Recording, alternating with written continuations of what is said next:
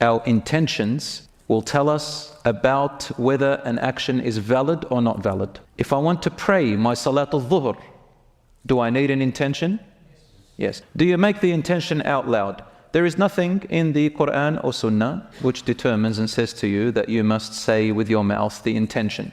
Let's say I've come with the intention to pray Dhuhr, but I accidentally said with my mouth, I intend to pray Asr. Would it count as Dhuhr or Asr? Dhuhr. Why? Because the intention of the heart is what matters. If I come to pray, but my intention is not to pray, my intention is just to have a bit of exercise movement, is the prayer valid?